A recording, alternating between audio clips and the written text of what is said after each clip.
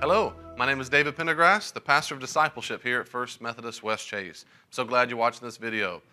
Let's get right in there. Chapter 3, which is week 11. This is all about the epistles. Epistle is a Greek word for mail correspondence, or we would say letter. That's all it is. So epistle is letter, letter is epistle, the same thing. And the New Testament is primarily composed or collection of letters. Primarily, that's what it is. Well, that's good news because it means that if we learn how to read a letter well, we will have done a very good job of interpreting most of the New Testament. If you get Gospels done, you know how to read a Gospel, that genre, and you know how to read the genre of letter, you've got most of the entire New Testament down. Now, the reason why letters were used so much is because, and I'll talk more about this later, but I want to say this right now. Paul and some other early Christians had pastoral issues, just pastoral issues. Imagine if I went and started a church, then went and started another church, and went and started another church. And when I started these churches, I put new people in charge of them as I left. And as soon as I left, the people in the church had theological questions or ethical questions.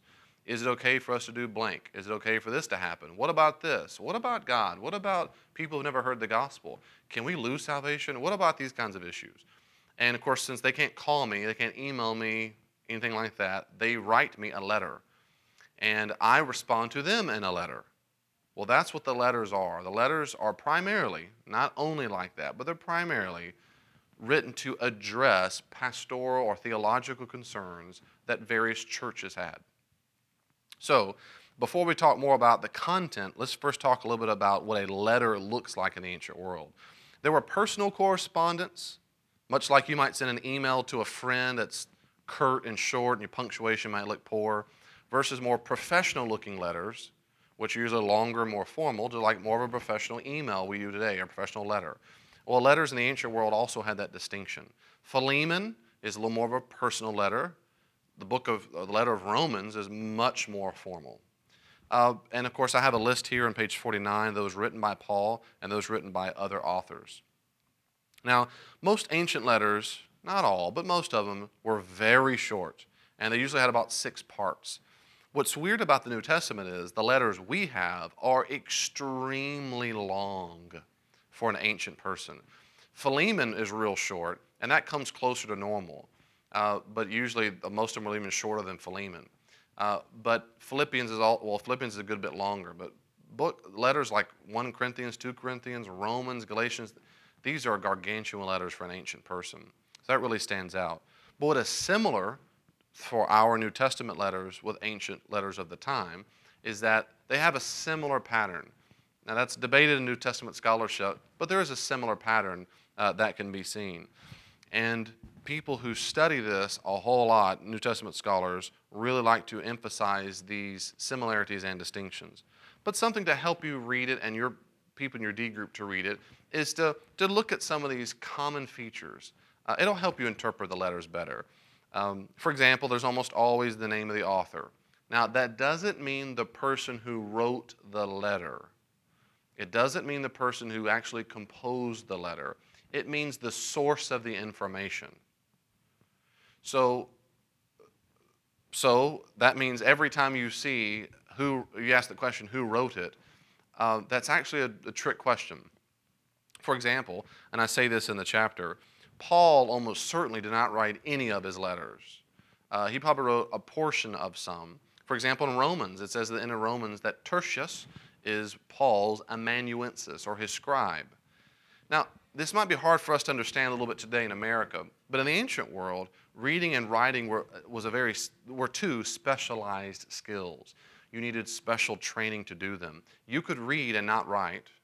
You could write and not read. Not everybody could do both. And most people couldn't do either. Outside of some rudimentary stuff, the average basically educated person certainly would be able to write basic things, maybe their name, and things like that. Now, Paul, who's really educated, Paul could have written a little bit more, of course, and he does specifically in Galatians. He even says, look with what great big letters I'm writing you. He means right then. He didn't write the whole letter, he means right then. And they're big letters, he says. They're not big because he just likes big. They're big because he's not trained. Big means like a child, like a child. My daughter, who's 5, writes their letters good, big, and they're squiggly and whatever, of course, versus the way I would write them. That's how it was for Paul when he wrote that there. So the author means the source of the information, but Paul used secretaries who would take his ideas and then write it down. And then Paul probably read over the letter and said, yeah, I like that. Oh, no, reword it this way, or I don't like that, or whatever. And then it probably was rewritten. In fact, they probably first wrote it on a wax tablet, and then they rewrote it on actual papyrus, probably papyrus. And then if Paul approved of it, then they would send it out. And so you have that, the name of the recipient, the greeting, some kind of prayer, wish, or thanksgiving, not always. Then the main body, which is full of all kinds of things, and then a final farewell, greeting and farewell, like we tell so-and-so I said hello, and so forth. This is important at the bottom, page 49. Writing a letter to someone was just as authoritative as being there in person.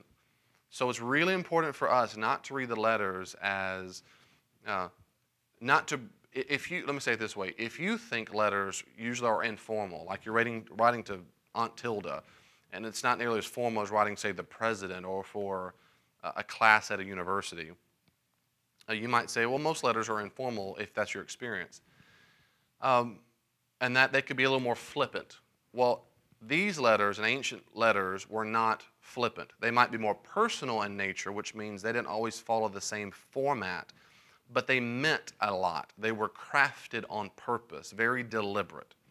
And so when we read the letters, we should understand that they are written deliberately with a particular rhetorical strategy. Now that's a huge topic, and we won't go into that right now. But if you're interested in the rhetoric, the style of the words used and phrases used, there's some great books out there to read. In fact, you can go get entire degrees just in that issue. But my point here is they saw it as authoritative. If they read that letter and it says, from Paul, the apostle of Jesus Christ to the Gentiles, if they're reading that aloud to another audience, it's like Paul himself is standing there saying it. And I've said this a little bit, number 3, nearly all of the letters were written to address specific pastoral issues in a first century church. That means they're not exhaustive, comprehensive theologies. This is where people can really have some bad interpretation. They are not written to be everything Paul thought about the subject, or everything James thought about the subject, or everything, you see the point. Instead, they're just a snippet of the conversation of which we have one part. We're just eavesdropping. That's all we're doing, eavesdropping on a conversation. If you ever walked into the room and someone you know is on the phone, for example, if I walk in the room and my wife is on the phone, I can usually tell very quickly, number one, if she knows the person or if she doesn't know the person. And if I think she does know the person, I can usually tell very quickly who the person is. By the tone she uses, by how much she cusses. I'm just teasing. Sorry, honey. What kind of vocabulary she's using, whether, hey, obviously if she says mom or something, I can tell. My point is we eavesdrop, and we can kind of fill in the gaps, educated guesses about what the conversation is about. That's what we do when we read the New Testament letters. We are eavesdropping on a conversation, and we're trying to put together what we think was going on back then by the context, by the historical context, and by other letters and other documents in the time period. So we're trying to fill in the gaps. And that's why historical context is so very important. So very important. There are numerous examples we could have covered. I just chose one, which is about offering food to idols. And I give a full description. You can read that yourself. But the point constantly is we should always ask the questions, what seems to have been occurring at that church that will warrant a comment by Paul or James or whomever? What was going on in that church that would cause someone to say that? And what did that word or concept mean to them?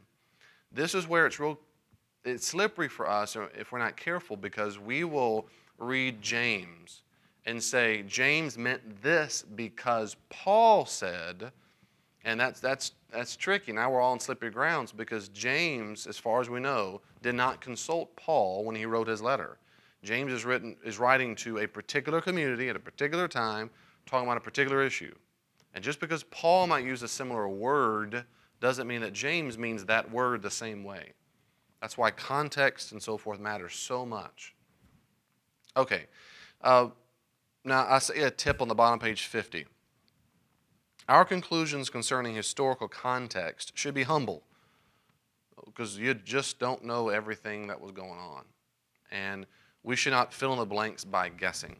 I tell you what was going on. Those people back then in Paul's day had a problem with blank.